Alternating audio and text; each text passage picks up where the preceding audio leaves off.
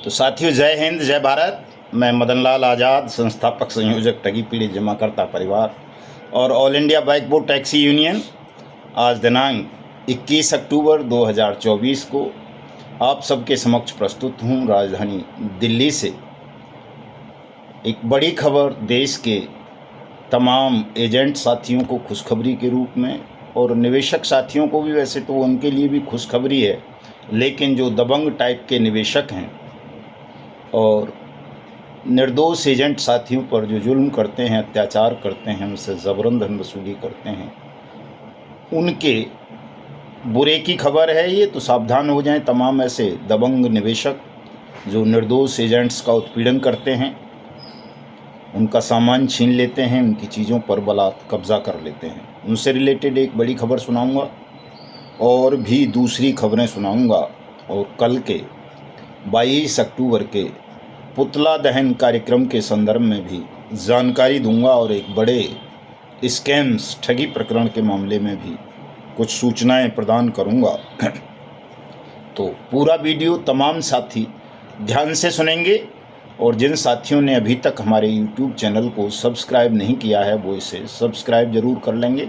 जिन्होंने पहले से सब्सक्राइब कर रखा है उन्हें दोबारा सब्सक्राइब करने की ज़रूरत नहीं होती, कई साथी रोज़ रोज़ उसको कर देते हैं, तो ऐसा ना करें। जिन्होंने कर रखा है उनके लिए एक बार ही करना होता है, वो हमेशा के लिए हो जाता है।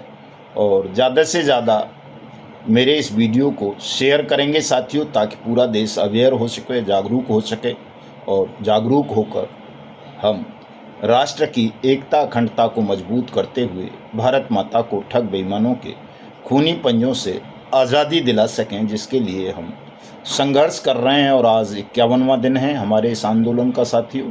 1 सितंबर 2024 से लगातार राष्ट्रव्यापी स्तर पर हम अनियमित जमा योजनाएं पाबंदी अधिनियम 2019 को लागू करवाने के लिए अनिश्चितकालीन असहयोग आंदोलन चला रहे हैं। हमारे तमाम साथी दिन रात परिश्रम कर रहे हैं।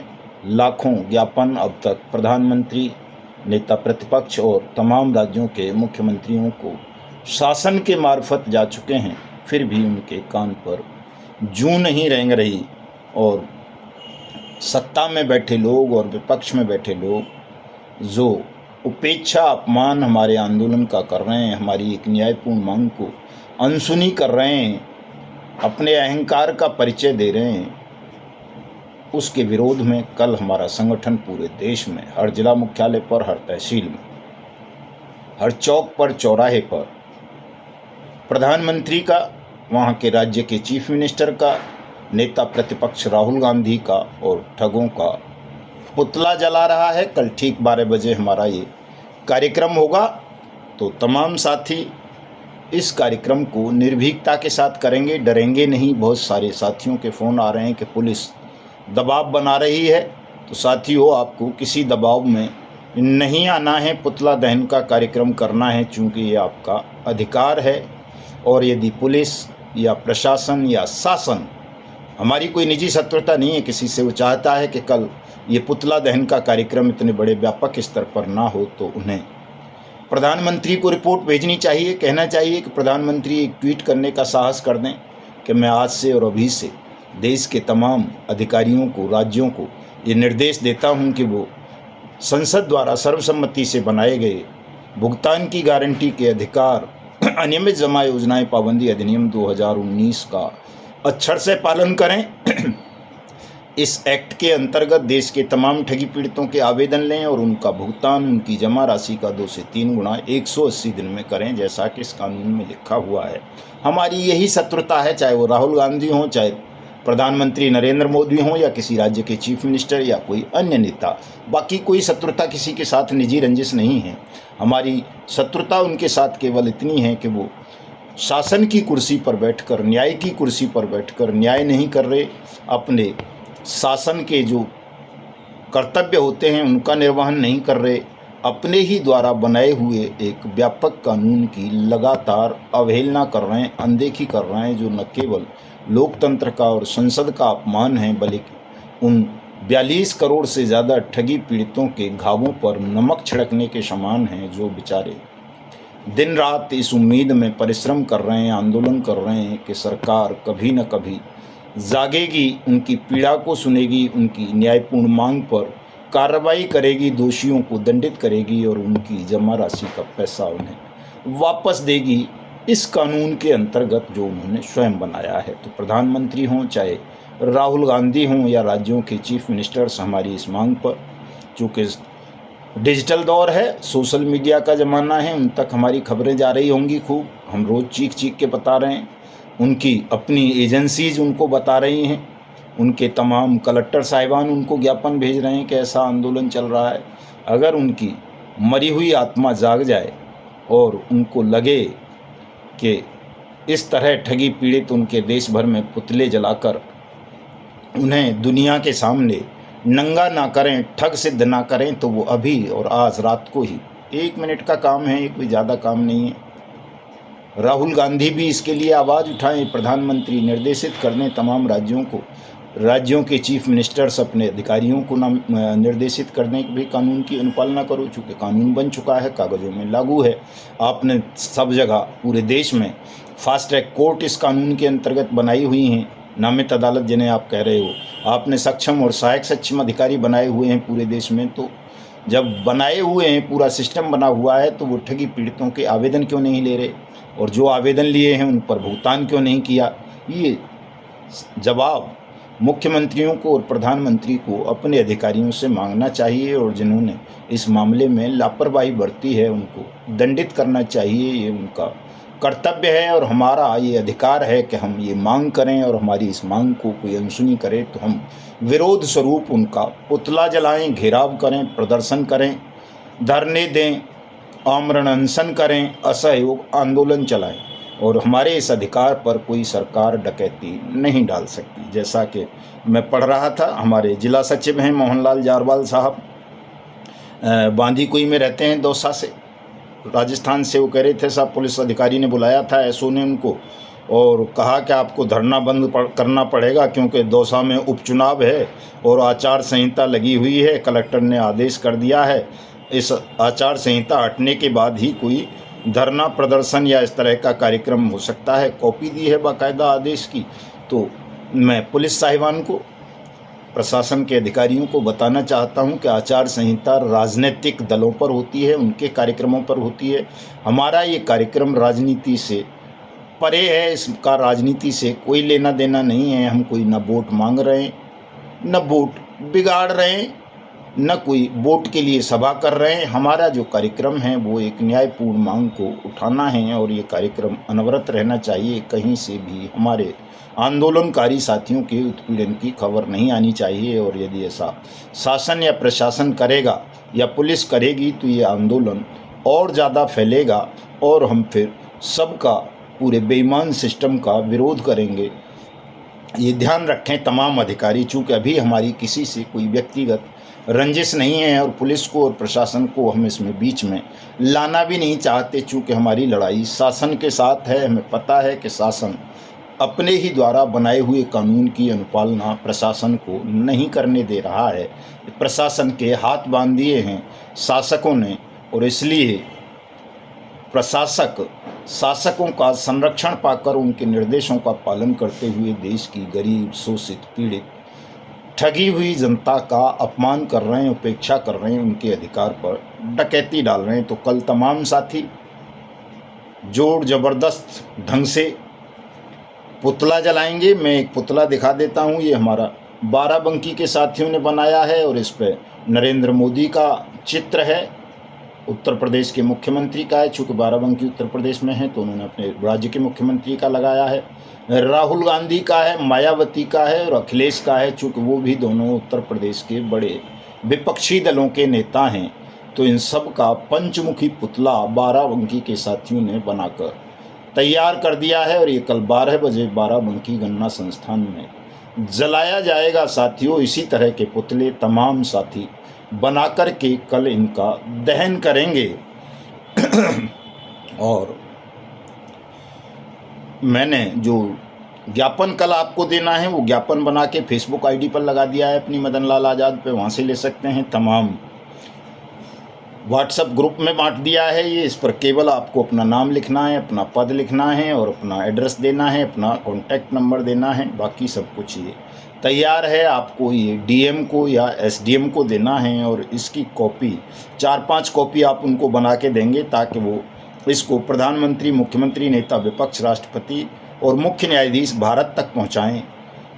और उसमें ये लिख भी दिया है हमने, इसलिए भिजवा रहे हैं हम ये ज्ञापन ताकि कल कोई शासक ये न कह सके कि हमें ठगी पीड़ितों के आंदोलन की व्यापकता और गंभीरता के विषय में कोई सूचना अथवा जानकारी नहीं थी। इसी पत्र में हमने अपने 15 नवंबर के कार्यक्रम की भी खुलासा कर दिया है कि यदि कल के पुतला दहन के कार्यक्रम के बाद भी देश में अनियमित जमा योजनाएं पाबंदी अधिनियम 2019 का क्रियान्वयन सुनिश्चित नहीं किया जाता, भुगतान पटलों की स्थापना नहीं होती, जहां भुगतान के आवेदन ले लिए गए हैं वहां भुगतान शुरू नहीं होता, तो हम 15 नवंबर को माँ चंबल के आंचल से हुंकार भरेंगे देश के लाखों ठगी पीड़ितों के साथ और संसद का घेराव करने के लिए पदयात्रा शुरू करेंगे वहीं से।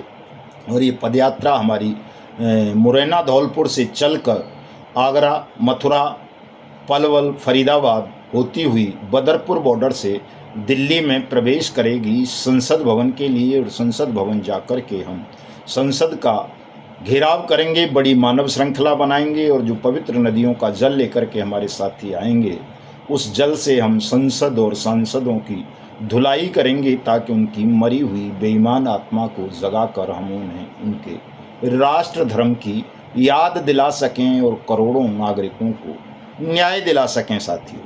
तो ये कल का कार्यक्रम है हमारा। भावी कार्यक्रम के विषय में भी मैंने बता दिया है और कई सारी चीज़ें बता दी हैं। इसके अलावा एक साथियों ग्रुप है सागा ग्रुप के नाम से, समीर अग्रवाल ग्रुप यानी और इसने 7 कोऑपरेटिव सोसाइटियां बनाई थी। यही वो कंपनी है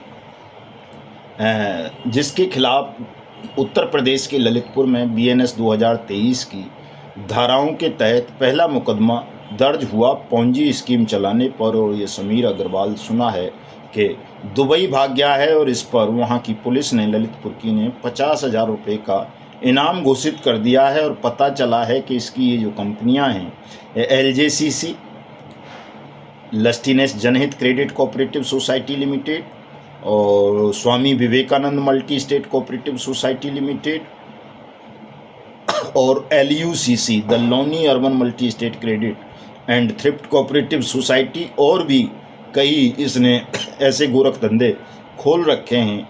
ये सब कहीं कहीं आज भी चल रहे हैं, लोगों से आज भी जमा योजनाएं स्वीकार कर रहे हैं साथियों गैरकानूनी रूप से। तो इनमें कोई भी साथी अब निवेश नहीं करेगा चूँकि इसके मालिक समीर अग्रवाल को भगोड़ा घोषित कर दिया गया है। उस पर 50,000 रुपये का इनाम बाकायदा DIG झांसी ने घोषित कर दिया है साथियों। तो इनके झांसे में कोई नहीं आएगा। ये समीर अग्रवाल और इसके साथी जहाँ भी दिखें तुरंत उनकी पुलिस को सूचना दें और इनको गिरफ्तार कराएं। तो दूसरी खबर मैं आपको, जो बड़ी खबर आपके लिए बताना चाह रहा था उससे भी बताऊंगा, लेकिन उससे पहले आज महिमा कुमारी मेवाड़ हैं, MP हैं लोकसभा की। उन्होंने देश की वित्त मंत्री निर्मला सीतारमण और राजस्थान के मुख्यमंत्री भजनलाल को बट्स एक्ट की अनुपालना कराने के लिए पत्र लिखा है। और इनसे हमारे जिला अध्यक्ष राजसमंद रतनलाल पुरबिया जी और हमारे रिटायर्ड प्रिंसिपल साहब ने और उनके साथियों ने मुलाकात की थी। तो ये दोनों पत्र बहुत अच्छे लिखे हैं सांसद महोदया ने, इसलिए उनका मैं धन्यवाद ज्ञापित करता हूं कि चलो कम से कम कुछ सांसद या विधायक ऐसे हैं जिनकी आत्मा अभी मरी नहीं है, वो हमारे साथियों की पीड़ा को समझ रहे हैं और उसके निदान के लिए सरकारों से पत्र व्यवहार कर रहे हैं। आज आज़ाद हिंद फौज नेताजी ने आज ही के दिन बनाई थी, तो उसका स्थापना दिवस ही भी है।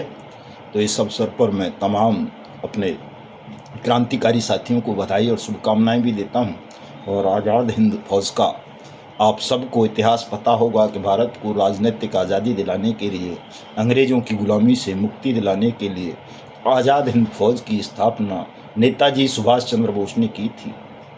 तो आज वो दिन भी है। तो आज ही के साथियों हमें भी कल के लिए संकल्प ले लेना चाहिए। नेताजी सुभाष चंद्र बोस ने कहा था कभी कि तुम मुझे खून दो, मैं तुम्हें आज़ादी दूंगा। हम आपसे खून नहीं मांग रहे हैं, आपको खून देने की ज़रूरत नहीं पड़ेगी, लेकिन यदि आपने हमें सहयोग कर दिया केवल हमारे इस आंदोलन को, तो हम आपको भारत माता को ठग और बेईमानों के खूनी पंजों से निश्चित रूप से आज़ादी दिला देंगे। साथियों, 5,500 साल बाद कभी हिंदुस्तान में ऐसा कोई आंदोलन चल रहा है जो ठग और बेईमानों से भारत माता की आज़ादी के लिए चलाया जा रहा है। तो जो भी साथी राष्ट्रभक्त हैं वो इसमें अपना सहयोग ज़रूर दें और कल के पुतला दहन कार्यक्रम को धूमधाम से संपन्न करवाएं। अब मैं आपको वो खबर बता देता हूँ साथियों, खांसी बहुत उठ रही है, शायद कोई नीचे छौंक वोंक लगा दिया है, वो बर्दाश्त नहीं होता है। ये खबर है साथियों, थाना भदेसर है, चित्तौड़गढ़, राजस्थान में। वहाँ की पुलिस ने FIR नंबर 125 पर एक मुकदमा दर्ज किया है कोर्ट के आदेश पर। और ये मुकदमा ऐसा मुकदमा है साथियों जिसमें भारतीय न्याय संहिता 2023 की धारा 115/2 लगाई गई है, 126/2 लगाई गई है, 3/5 लगाई गई है, 307 लगाई गई है, 352 लगाई गई है, जो छीना झपटी की, जबरन धन वसूली की, मारपीट की, धमकी की धाराएं हैं, संगीन धाराएं हैं। इनमें जमानत नहीं मिलती है। और ये एक निवेशक फैमिली के खिलाफ मुकदमा दर्ज हुआ है, चूँकि उन्होंने साथियों ये एक एजेंट साथी हैं, उनके साथ मारपीट की, उसकी मोटरसाइकिल छीन ली, 20,000 रुपये पहले उसके घर से लेकर के गए थे। ये पूरा ब्यौरा इस FIR में दर्ज है। और जो निवेशक फैमिली है, उनके और साथी हैं, उन सबको भी इसमें अभियुक्त बनाया गया है। और परिवादी जो नाम है, उनका नाम भैरूलाल है, पिताजी का नाम उदयराम जी जटिया है। और ये चित्तौड़ के ही रहने वाले हैं। जिन लोगों पर मुकदमा दर्ज कराया है उन निवेशकों का नाम नारायण लाल, गीताबाई, ललित उर्फ गोदू वगैरह है। इन सबके खिलाफ ये मुकदमा साथियों पंजीकृत हो गया है। इससे दो बातें होंगी साथियों कि एक तो जो एजेंट साथी है उसको सुरक्षा मिल गई, दूसरे ये निवेशक फैमिली पर बैठे बिठाए एक मुसीबत आ गई है। मैं ये फेसबुक पर लगा दूंगा FIR की कॉपी, वहाँ जाकर के आप पढ़ लेना, तमाम साथी इसकी कॉपी भी ले लेना। निवेशकों को जिन्होंने ये दबंगता दिखाई, दुष्कृत्य किया कि उसकी बाइक छीनी, उससे घर से पैसे लेके गए 20,000 रुपये और पैसे की मांग की। और ये PLS का ही मामला है, PLS का एजेंट था ये भाई अपना भैरूलाल। तो निवेशकों ने बैठे बिठाए मुसीबत मोल ले ली है। उन्हें जेल जाना पड़ेगा। मान लो जेल ना भी गए, किसी तरह से अग्रिम जमानत करा ली, तो उनके लाखों रुपए इस मुकदमे में खर्च हो जाने हैं। और मात्र 50 या 20,000 रुपये का उनका इन्वेस्टमेंट था। लेकिन अपनी दबंगई के कारण उन्हें लगता होगा कि एजेंट तो कमज़ोर होता है, उसके साथ उन्होंने अत्याचार किया, उत्पीड़न किया, जबरन धन वसूली की। ऐसा देश के किसी भी निवेशक साथी को नहीं करना चाहिए साथियों, चूँकि कानून बन गया है आपके भुगतान की गारंटी का। तमाम लोग अपने अपने भुगतान के दावे, जिस भी कंपनी में आपने PLS पल्स हो, सहारा इंडिया हो, उसकी कोई multi state credit cooperative society हो, उसकी कोई क्यूसॉप जैसी चीज़ें हों, या आदर्श हो, या रोज वैली हो, या बाइक बोट हो, हेलो टैक्सी हो, कोई भी हो, वो उन सब के पीड़ित जो भी ये कंपनी या क्रेडिट कोऑपरेटिव सोसाइटी, फर्म निधि वगैरह थी, टोगो वगैरह, GCA वगैरह, विश्वामित्र, HBN, अल्केमिस्ट, कैमना वगैरह, इन सब के निवेशकों को यानी ठगी पीड़ितों को जिनका पैसा जमा तो हुआ लेकिन वो उन्हें वापस नहीं मिला, उनको अपने अपने नज़दीकी जिला कलेक्टर के यहाँ अपने भुगतान का क्लेम फाइल करना चाहिए वाट्स एक्ट 2019 के अंतर्गत। उनका पैसा निश्चित रूप से मिल जाएगा। जब वो क्लेम फाइल करेंगे और लड़ेंगे तो उसकी पैरोकारी करेंगे। तो आंदोलन चल रहा है, आंदोलन में सहभागिता करो। किसी का पैसा डूबना तो है ही नहीं। इतना बड़ा आपने काम कर दिया, देश के तमाम विधायक घेर लिए, सांसद घेर लिए, 51 दिन से लगातार आपका आंदोलन चल रहा है और अब कल पूरे देश में आप प्रधानमंत्री का पुतला फूंकने जा रहे हैं। इसके बाद भी आपका पैसा नहीं मिलेगा तो संसद का घेराव करने के लिए पदयात्रा करने जा रहे हैं। निश्चित रूप से आज नहीं तो कल आप सबका भुगतान होना है, भले ही आप किसी भी कंपनी के हों, किसी भी सोसाइटी के हों। वाट्स एक्ट 2019 के अंतर्गत ही होना है। और ये बात और जान कर लेना, कोई से भी फंड पोर्टल काम नहीं आएगा। कोई सारा सीआरसी पोर्टल भुगतान नहीं करेगा, कोई लिक्विडेटर भुगतान नहीं करेगा, कोई एनसीएलटी भुगतान नहीं करेगा, कोई कंज्यूमर कोर्ट भुगतान नहीं करेगा। आपका भुगतान केवल और केवल वाट्स एक्ट 2019 के अंतर्गत होना है। और इसके लिए साथियों आपको एक बड़े जनमत की आवश्यकता है। आप देख रहे हो कि जहाँ जहाँ हमारे साथी बड़ी संख्या में इकट्ठे होकर धरना प्रदर्शन कर रहे हैं, वहाँ वहाँ प्रशासन वाट्स एक्ट की अनुपालना अपने स्तर से ही सुनिश्चित कराए दे रहा है। किसी मुख्यमंत्री और प्रधानमंत्री से आदेश लेने की ज़रूरत नहीं पड़ रही है। तो सारा खेल जनमत का है, आपकी जागरूकता का है। आपने जनमत पैदा कर लिया, आप जागरूक हो गए तो आप सबका भुगतान हो जाना है। इसलिए आप जहाँ भी हो, जो भी हो, जैसे भी हो, जनमत पैदा करो। कल के पुतला दहन कार्यक्रम को करो, संगठन से जुड़ो हमारे से ज़्यादा तमाम साथी। निश्चित रूप से आपका सबका भुगतान होना है साथियों। और कई बातें और मैं आज आपको बताना चाहता था, लेकिन वीडियो लंबा नहीं ज़्यादा बनाना है तो मैं यहीं अपनी बात समाप्त करता हूं। तो मिलता हूं कल आप सबसे शाम को ही। फेसबुक पे भी लाइव रहूँगा कल, चूँकि पुतला दहन का कार्यक्रम संपन्न हो चुका होगा तो तमाम चीज़ों पर चर्चा करेंगे, सफलता पर, विफलता पर, आगे की रणनीति पर। मैं फिर से पुनः आपसे अपील करूंगा कि मेरे वीडियो संदेश को ज़्यादा से ज़्यादा शेयर कर देना, लाइक करना, कमेंट करना, पूरा सुनना, सबको सुनवाना। और जिन साथियों ने हमारे चैनल को सब्सक्राइब नहीं किया है वो सब्सक्राइब भी ज़रूर कर लेना। और मैं अपने तमाम सब्सक्राइबर का, दर्शकों का धन्यवाद करता हूं कि आज उन्होंने 59,000 पर हमारे चैनल को पहुंचा दिया है, जो अपने आप में एक बड़ी उपलब्धि है। ठगी मामलों पर जानकारी देने वाला कोई भी चैनल इतना देखा नहीं जाता, इतना सब्सक्रिप्शन उसकी नहीं है। तो दुनिया का पहला नंबर 1 चैनल बना दिया है आपने ठगी मामलों के समाचारों के स्तर पर। तो आप सबका बहुत बहुत धन्यवाद, आभार, बधाई। जय हिंद, जय भारत।